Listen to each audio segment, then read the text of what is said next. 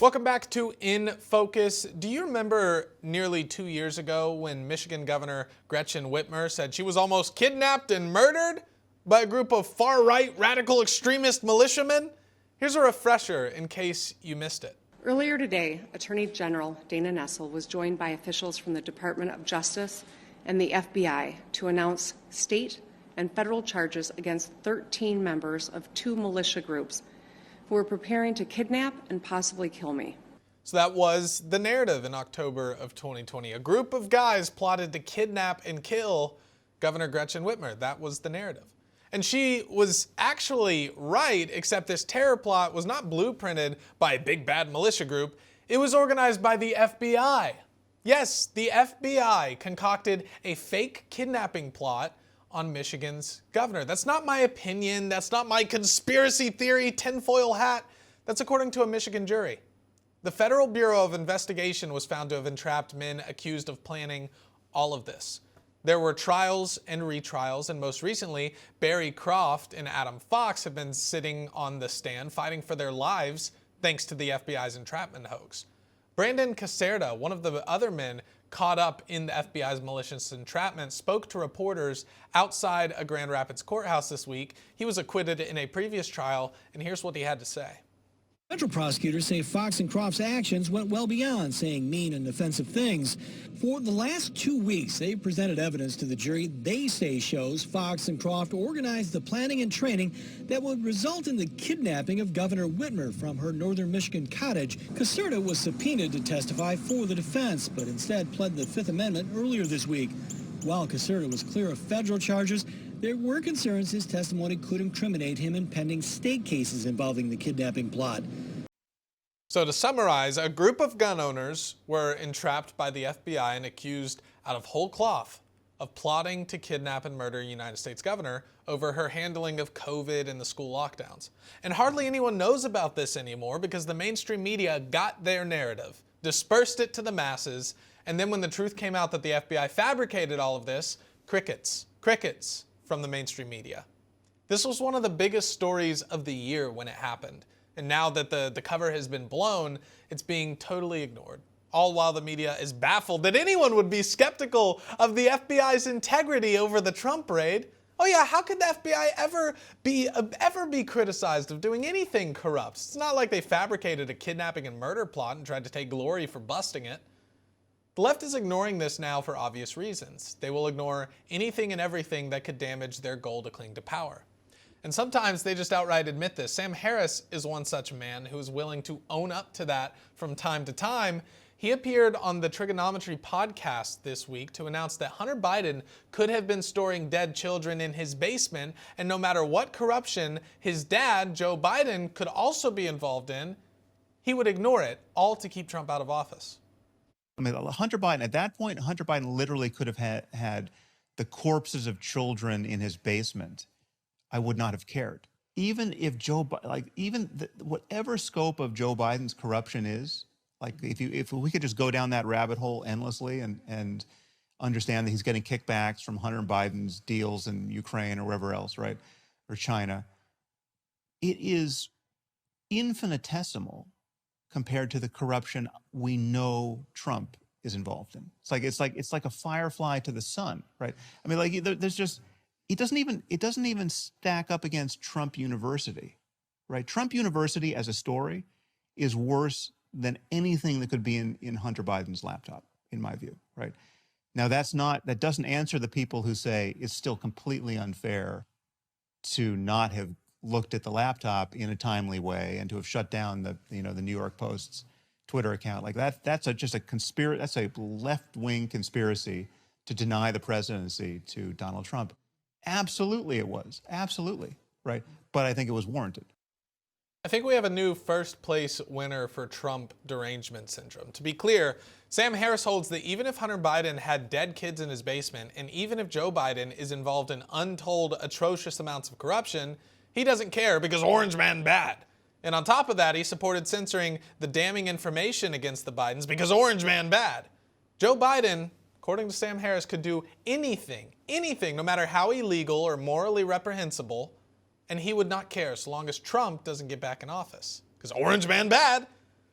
Joining me now is Eric Metaxas. He's a nationally syndicated radio show host and author of the new book, Letter to the American Church, which comes out next month. Eric, thank you so much for joining me. I want to talk about your book in just a minute, but first I've got to get your comments from Sam Harris. I mean, as I said in my intro, this guy takes the cake for Trump derangement syndrome. It's no contest at this point. There are a lot of lines converging here. In my most recent book, not Letter to the American Church, which is coming out soon, but in my most recent book titled Is Atheism Dead? I deal with the issue of atheism. And the reason I bring it up now is because Sam Harris has been one of the most vocal proponents of an atheistic worldview. And what I say in my book, Is Atheism Dead? Is that if people like that are intellectually honest, which they never, ever are, they cannot face what an atheist worldview would lead them to believe or to say. They can't say it. But what I'm here to say is if you believe there is no God, there's no way for you to believe in right or wrong. There's no way for you to care if children are murdered. You don't believe in the sanctity of human life. You don't believe in those things. But in Sam Harris's comments, you get a glimpse of that. When he says he doesn't care if there were kids in the basement of it, any human being with any heart, any semblance of good or evil would care if there were children murdered by Hunter Biden in his basement. But what Sam Harris does is he reveals, and it's a clarifying moment, folks. This is good for us to understand this. There are people who don't believe in good or evil. They believe in winning. They believe in power. They believe in getting their way. They believe in, Nietzsche called it the will to power. They don't care about the details or about the facts. So when you talk about something like the monstrousness of what Hunter Biden did, he's not even interested in looking there because he's only focused on what he thinks is the most important thing for him, which is destroying Donald Trump.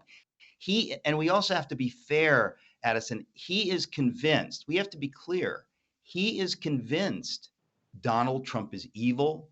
Donald Trump is the greatest threat to our lives. So you have to give people like Sam Harris that he really believes that. It's crazy, but he really believes that.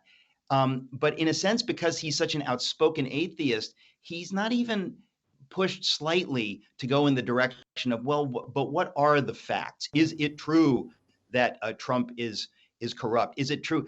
When you're talking about Hunter Biden, you are talking about the son of the most powerful man in the world compromising the most powerful man in the world with our enemies. So it's not his enemies, it is our enemies, the enemies of freedom and democracy and America.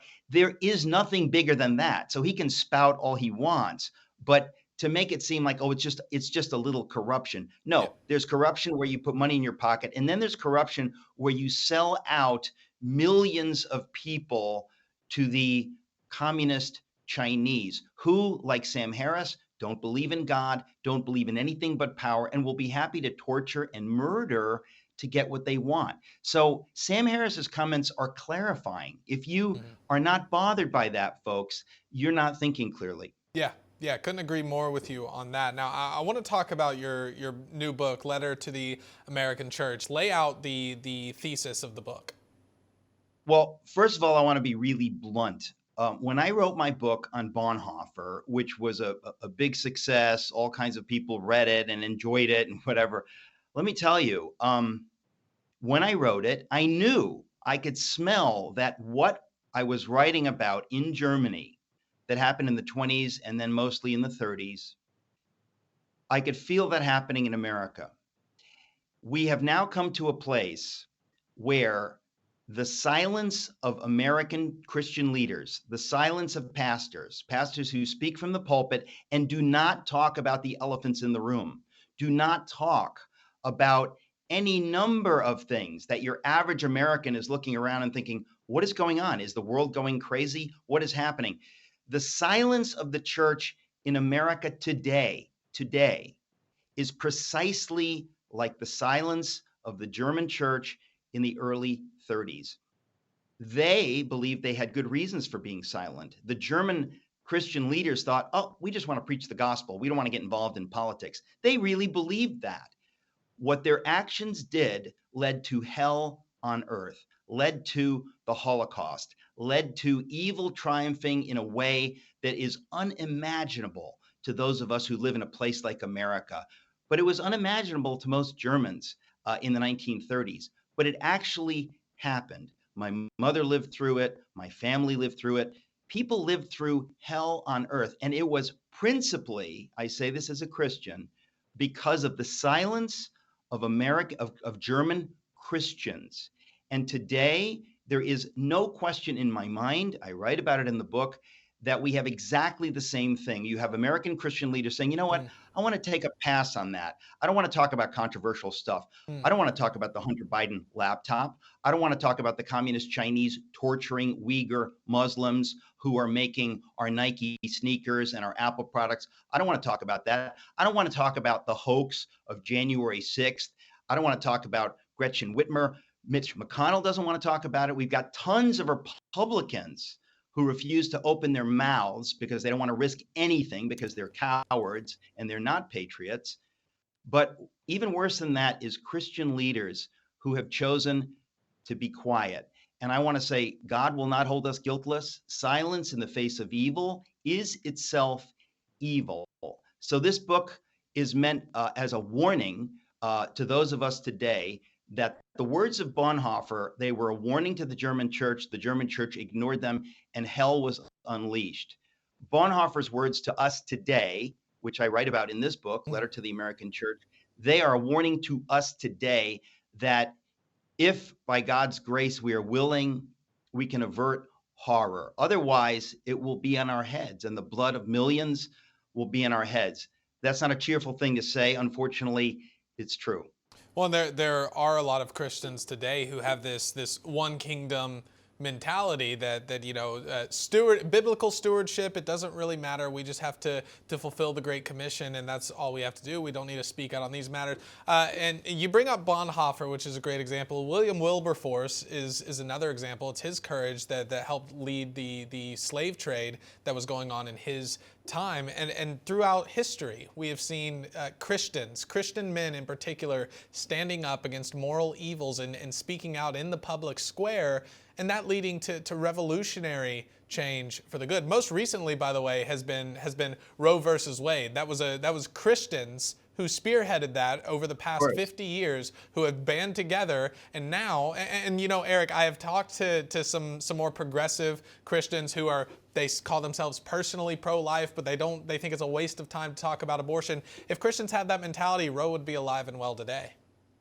Well, listen, I just want to say that in Wilberforce's day, when he was speaking against slavery, when he was saying, oh yeah, Black Lives Matter, those Africans that I will never meet, their lives matter to Jesus. So I'm going to use my political power for their sake because God commands me to do that, right? To love strangers, to love my enemies. So he did that politically. You have to understand, in his day, there were tons of voices in the church saying, hey, shut up. Keep your faith out of politics. Keep your politics out of faith. Same thing happened among the abolitionist movement in America. They were saying that the Bible compels us to abolish slavery in America. It happened during Jim Crow. This happens over and over and over. And today, there are many evangelical pastors who are keeping their mouths shut on these principal issues of the day, the madness of transgenderism, that children are suffering, the madness of cultural Marxism. Black Lives Matter is a culturally Marxist organization, doesn't believe in God, doesn't believe in the family. If you actually care about Black lives, you need to vocally oppose the Black Lives Matter movement because it's destroying Black lives. But if you are silent because you're cowardly, you're afraid you might lose people in your congregation, God says now is the not time to be silent. Trust me with your congregation. I will fill your pews if you honor me, if you speak the truth. And if you do not, you'll be left to your own devices and it won't go well. It's really sobering to think that the church in our day is precisely like the church in Germany in the 30s. If we think we're morally superior, we are actually more guilty because we have the example of what happened to them as a warning to us. Tough love from Eric Metaxas. Everyone, go order Letter to the American Church. Pre-ordering right now. Letter to the American Church. Eric Metaxas, thank you for joining the show. I appreciate it. Anytime. Thank you.